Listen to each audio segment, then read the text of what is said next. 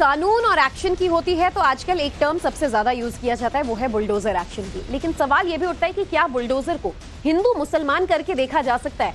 क्या bulldozer action को सिर्फ चुनावी नतीजों की हताशा से जोड़ा जा सकता है?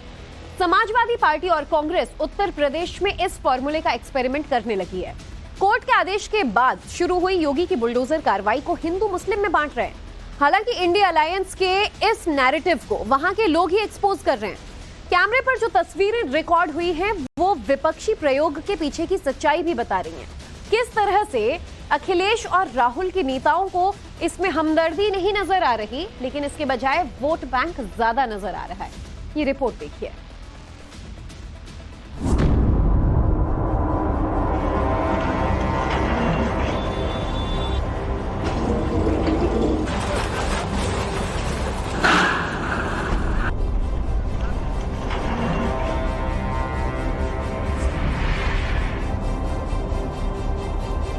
क्या नाम है आपका? अनुराधा नाम है। अनुराधा जी, आप हिंदू हैं जी।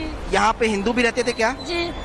तो सभी लोग रहते थे कि केवल मुस्लिम से रहते थे? नहीं, हिंदू मुस्लिम सब रहते थे यहाँ पे। सबके घर थे? जी, मेरा पहला ही घर था यही पे मंदिर के पास। वहाँ पे बेटियां, बहुएं, बूढ़े, बुजुर्ग, उनकी आंखों का जो आंसू है वो नरेंद्र मोदी के लिए और भारतीय जनता पार्टी के लिए खतरा है। किसी तरह का कोई भेदभाव नहीं है, क्योंकि इन इलाकों में बड़ी संख्या में अगर मुसलमान रहते हैं तो हिंदू भी उतनी संख्या में इन इलीगल जो निर्माण थे उसमें, अवैध निर्माणों में रह रहे थे।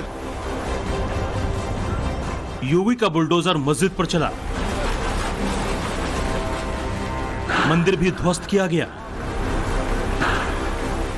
लेकिन समाजवादी पार्टी के नेता आईपी सिंह को सिर्फ मस्जिद ही खंडर होती दिखाई दी।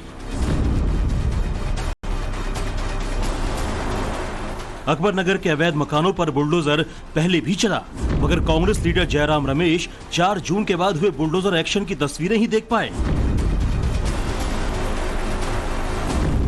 अपनी अपनी सहूलियत और अपने अपने फायदे का चश्मा पहनकर धर्म विशेष की सियासत करने वाले योगी के बुलडोजर एक्शन पर सवाल उठा रहे हैं, मगर भूल रहे हैं कि योगी जाति या धर्म देखकर हिसाब नहीं करते। बुलडोजर के चलने की टाइमिंग किसी नतीजे की अपेक्षा नहीं करती।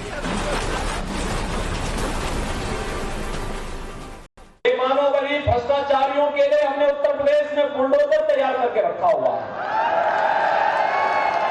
तो सरकारी पैसे को हड़पता है, अगले दिन बुलडोजर जाता है, पैसे भी वसूल करता है और भ्रष्टाचार की इमारत को ध्वस्त करके भी आ जाता है। दुष्टों के लिए ये उसका उपचार है और विकास के लिए एक रास्ता बनाने का माध्यम भी, इंफ्रास्ट्रक्चर बनाने का भी यह एक उपचार है।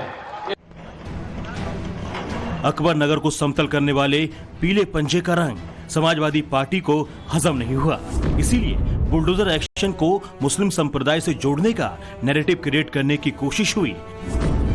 मगर ये फैक्ट है, अगर 2 मस्जिद और 1 मदरसा अकबर नगर में तोड़ा गया तो 3 मंदिर भी अवैध कब्जे वाली जगह से हटाए गए। बगैर किसी भेदभाव के हिंदू घरों को भी उजाड़ा गया और सभी को प्रधानमंत्री आवास योजना के तहत मकान देकर दूसरी जगह शिफ्ट किया गया।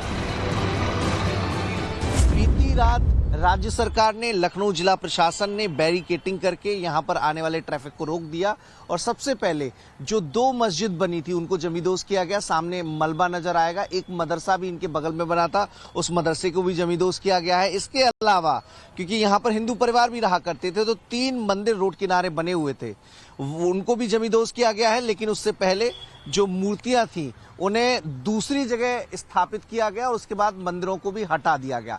कुल मिलाकर पूरा जो अकबर नगर फेज 1 और फेज 2 इलाका वो अब जमींदोज कर दिया गया। क्या नाम है आपका? अनुराधा नाम है। अनुराधा जी, आप हिंदू हैं जी। यहाँ पे हिंदू भी रहते थे क्या? जी। तो सभी लोग रहते थे कि केवल मुस्लिम से रहते थे? नहीं, हिंदू मुस्लिम सब रहते थे यहाँ पे। सबके घर थे? जी, मेरा पहला ही घर था यही पे मंदिर के पास। बिना किसी विवाद के धार्मिक स्थल हटा दिए गए। जिन्होंने इन इमारतों को खड़ा कराया उन्हें इस पर आपत्ति नहीं हुई, फिर भला बाकियों के पेट में मरोड़ क्यों उठ रहे हैं? अकबरुद्दीन ओवैसी को भी अकबर नगर में सिर्फ मुसलमानों के ही घर दिखे। मुस्लिम लीग के संयुक्त सचिव मौलाना कौसर हयात खान को भी मुसलमान ही नजर आए और समाजवादियों की पलटन भी इसी तरह के आरोपों के साथ सामने आई और ये जानते हुए भी सियासत करने से बाज नहीं आए हाईकोर्ट ने योगी सरकार के एक्शन को सही माना। सुप्रीम कोर्ट ने भी ग्रीन सिग्नल देते हुए योगी सरकार के फ्यूचर प्लान पर मुहर लगाई। रिहेबिलिटेशन का मतलब ये नहीं है कि आपने शहर के बाहर उठा के उनको फेंक दिया।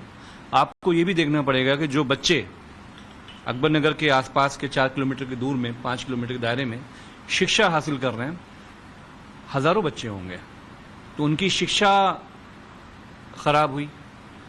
फिर जो औरतें काम करती हैं कोठियों में, बिल्डिंगों में, मजदूर हैं, उनके रोजी रोटी का जो पूरा आसपास का वो खराब हुआ है। जयराम रमेश तो कमाल ही कर गए। मकानों को जमींदोज कर रहे बुलडोजर को बीजेपी के यूपी में खराब परफॉर्मेंस से जोड़ रहे हैं, जबकि सच्चाई ये है कि पहली बार दिसंबर महीने में बुलडोजर अकबर नगर में चलाया गया, फिर मार्च महीने में भी कार्रवाई की गई थी, जिसे जून में फिर से शुरू किया गया। बीच में बुलडोजर कार्रवाई को आचार संहिता की वजह से रोका गया था। अब शायद जयराम रमेश को यही बात मालूम नहीं होगी, तभी वो इसमें चुनावी कनेक्शन खंगाल रहे हैं। अकबर नगर में जो बुलडोजर एक्शन चल रहा है, कम से कम धर्म के आधार पर तो उसमें कोई भेदभाव नहीं हो रहा। अगर हो रहा होता तो ये मंदिर उसके दायरे में नहीं होता। सड़क किनारे मंदिर बना हुआ है, बालाजी कृपा मंदिर है, शिव जी की प्रतिमा लगी हुई है, पीछे भगवान बालाजी और प्रभु श्री राम का राम दरबार भी है, लेकिन दायरे में ये भी है। तो बिना किसी भेदभाव के, बिना ये सोचे कि ये घर हिंदू का है मुस्लिम का है, अगर अवैध रूप से कोई बसा है तो एक्शन उस पर लिया जा रहा है। सवाल बहुत लोग उठा रहे हैं, ट्वीट करके अपनी नाराजगी जता रहे हैं। उसमें AIMIM के प्रमुख ओवैसी भी रहे, लेकिन राज्य सरकार के लिए पैमाना ये नहीं है। राज्य सरकार के लिए पैमाना सिर्फ एक है, लॉ एंड ऑर्डर को चुनौती देने वाले लोग कानून के शिकंजे में कसे जाएंगे। सीएम योगी का क्लियर कट ऑर्डर है, यूपी का कोई भी कोना हो, सरकारी जमीन पर अवैध कब्जा किसी भी सूरत में बर्दाश्त नहीं, जिसकी बानगी कन्नौज में भी दिखी। ये किस सरनेम वालों की दुकानें हैं, किस धर्म से ताल्लुक रखते हैं, योगी के बुलडोजर को इससे मतलब नहीं। कोर्ट का फैसला आया और दौड़ पड़ा बुलडोजर मकानों को नेस्तनाबूद करने के लिए। बताया जा रहा है कि नेशनल हाईवे पर मौजूद इन दुकानों के मालिकों ने मुआवजा लिया, मगर वहां से हटे नहीं। इसके बाद केस हाईकोर्ट पहुंचा, नेशनल हाईवे अथॉरिटी जीत गई और फिर 5 थानों की फोर्स के साथ अधिकारी बुलडोजर लेकर अभियान पर जुट गए। देखते ही देखते 12 दुकानें साफ हो गईं।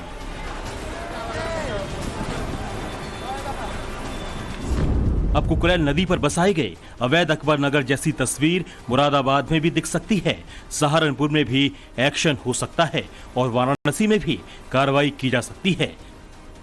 इसके लिए बाकायदा मुख्यमंत्री ऑफिस की तरफ से जानकारी दी गई है और समाजवादी पार्टी के IP सिंह जैसे नेताओं को समझाया गया है कि अवैध कब्जे पर योगी का विजन और बुलडोजर वाला मिशन एक साथ चलेंगे।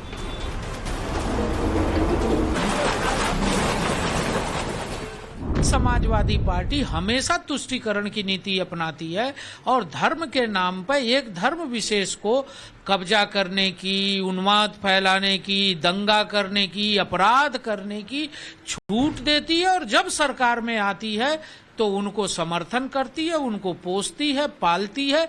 यही नीति कांग्रेस की है, यही नीति समाजवादी पार्टी की है। उत्तर प्रदेश में योगी जी की सरकार है, कानून का राज है, किसी को भी अवैध कब्जा करने का अधिकार नहीं है। समाजवादी पार्टी गलत बयानी करती है।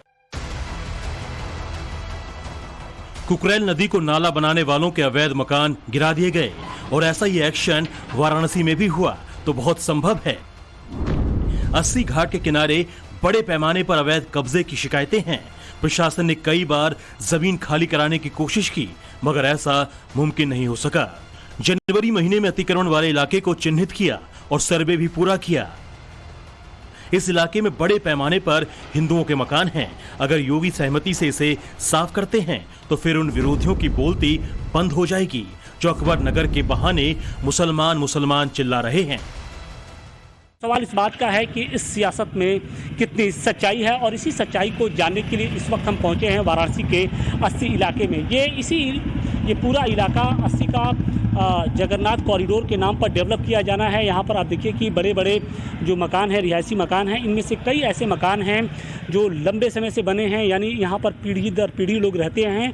इन लोगों का ये कहना है कि अब जगन्नाथ कॉरिडोर के नाम पर इनका आशियाना उजाड़ने की तैयारी की जा रही है और एसडीएम कोर्ट की ओर से बाकायदे एक फैसला भी दिया गया है जिसमें इस पूरी भूमि को सार्वजनिक भूमि घोषित किया गया है। सवाल इस बात का है कि आने वाले दिनों में क्या जगन्नाथ कॉरिडोर और 80 नदी के नाम पर इन जो स्थानीय लोग हैं, जो इन ये मकाने हैं, इनको जमींदोज किया जाएगा। चाहे अपराधी हो या आरोपी, अवैध कब्जा हो या माफिया, कहीं भी योगी का बुलडोजर दौड़ा है, विपक्ष की राजनीति ही नजर आती है। और 24 के चुनाव के नतीजों के बाद समूचा इंडी अलायंस सवाल उठा रहा है। दरअसल यूपी में अखिलेश यादव और राहुल गांधी वाले इंडिया गठबंधन को मुसलमानों का 92% वोट मिला, जबकि एनडीए को महज 2% ही मुस्लिम सपोर्ट मिल पाया। 5% मतदाता बीएसपी और 1% अन्य की तरफ चला गया। विपक्ष इन्हीं आंकड़ों के सामने आने के बाद यूपी में नए फॉर्मूले पर एक्टिव हो गया है। इसके लिए पहले अयोध्या वाला नैरेटिव सेट करने की कोशिश की गई। ऐसा करके हिंदुओं को जाति में तोड़ने का प्रयास था और फिर अकबर नगर वाला एक्सपेरिमेंट शुरू किया गया।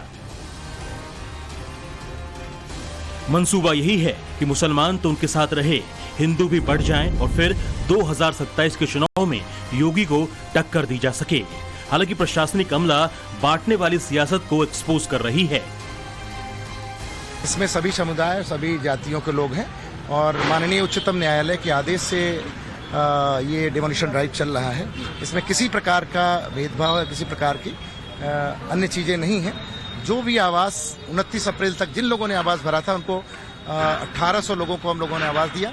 उसके अलावा भी कोई अगर बीच में किसी का मकान कहीं अगर वो नहीं फॉर्म भर पाया था, अगर मकान पर डिमोलिशन नोटिस गई थी, तो उसको भी हम लोग मकान दे रहे हैं। यूपी को अवैध कब्जे से मुक्त कराना मुख्यमंत्री योगी आदित्यनाथ का संकल्प है। कुकुरेल नदी पर बनने वाला रिवर फ्रंट सीएम योगी का ड्रीम प्रोजेक्ट है। रिपोर्ट्स के मुताबिक बारिश के पानी को कुकुरेल नदी में इकट्ठा किया जाएगा और फिर 6 किलोमीटर की नदी के साथ एक झील को भी विकसित किया जाएगा। समतल हुई जमीन को इको टूरिज्म के तौर पर डेवलप किया जाना है। लखनऊ के चिड़ियाघर को भी यहाँ शिफ्ट करने की योजना है। इसमें कितना वक्त लगेगा, ये टाइम पीरियड भी लॉक हो रहा है। हालांकि इस रास्ते में जो भी अवरुद्ध आएंगे, योगी उसे हटाने में देरी नहीं लगाने वाले। मगर ओवैसी जैसे लोगों को बीजेपी शासित राज्यों में चलने वाले हर बुलडोजर से दिक्कत है। अगर इलीगल गवर्नमेंट की जमीन पर घर बनाया गया था तो सबका घर तोड़ना था, मगर बीजेपी सिर्फ नफरत के मुजाहरे करना चाहती है और मुल्क के जो वजीर आजम तीसरी मर्तबा बने हैं वो सिर्फ झूठ बोल सकते हैं। वो सबका साथ, सबका विकास, सबका विश्वास, ये सिर्फ इनका ड्रामा है। और इसीलिए मध्य प्रदेश में घर तोड़ दिए गए। फिर इलेक्शन के नतीजे आने के 2 या 3 दिन के अंदर उत्तर प्रदेश में एक मुकाम पर भी, वहां पर भी घरों को बुलडोजर के जरिए तोड़ दिया गया। ये बड़ी अफसोस की बात है। जो ओवैसी की भाषा है वही जयराम रमेश के शब्दों का सार है। तो क्या ये मान लिया जाए कि कांग्रेस और ओवैसी मिले हुए हैं? अखिलेश भले ही यूपी की जीत के बाद बच बच कर बोल रहे हैं, लेकिन समाजवादियों की पलटन और मौलानाओं की शब्दावली में बहुत ज्यादा फर्क नहीं है। अवैध कह दिया जाए, अवैध किसे कहते हैं? अवैध तो खुद उनका वजूद है। अगर सही पूछा जाए तो इनका कौन सा क्या नाम वैध वजूद है? अगर इन पर सवालिया निशान कोई लगा दे तो ये तो क्या नाम इतने मुकदमे हैं इनके ऊपर कि इन्हें चीफ मिनिस्टर नहीं बनना चाहिए कायदे में, लेकिन आज चीफ मिनिस्टर बने हैं। अवैध चीफ मिनिस्टर हैं ये। अभी तो अकबर नगर समतल हुआ है। सोचिए जब लखनऊ के रहीम नगर और अबरार नगर में भी ऐसी ही तस्वीर दिखाई देगी तो फिर कितना हो हल्ला मचेगा। क्योंकि लखनऊ की सिंचाई विभाग की टीम रहीम नगर और अबरार नगर में अवैध मकानों की लिस्ट जल्द ही एलडीओ को सौंपने वाली है, ताकि भविष्य में वहां भी बुलडोजर एक्शन हो सके। लखनऊ से मनीष यादव, विनोद मिश्रा और वाराणसी से आशुतोष सिंह के साथ bureau report, times now Bharat.